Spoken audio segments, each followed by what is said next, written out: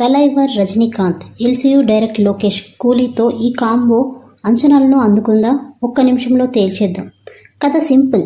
Port king Simon Nagarjuna చేసే ఒక హత్య వెనుక నిజాన్ని తెలుసుకోవడానికి దేవా రజనీకాంత్ ఒక కూలీగా ఎంట్రీ ఇస్తాడు. అక్కడి నుంచి మొదలవుతుంది అసలు వేట.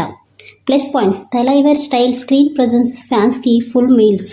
సినిమాకు అసలు హీరో మలయాళం నటుడు సౌబిన్ షాహీర్, విలన్గా నాగార్జున. కొత్త ప్రయత్నం బాగుంది.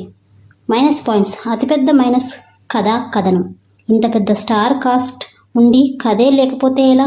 లోకేష్ రైటింగ్ దారుణంగా ఫెయిల్ అయింది. శృతి హాసన్, ఉపేంద్ర పాత్రలు వేస్ట్. క్లైమాక్స్ చాలా రొటీన్. ఫైనల్ తీర్పు: రజనీకాంత్ ఫ్యాన్ అయితే ఒక్కసారి చూడొచ్చు, కానీ లోకేష్ మార్క్ సినిమాను ఆశిస్తే నిరాశ తప్పదు.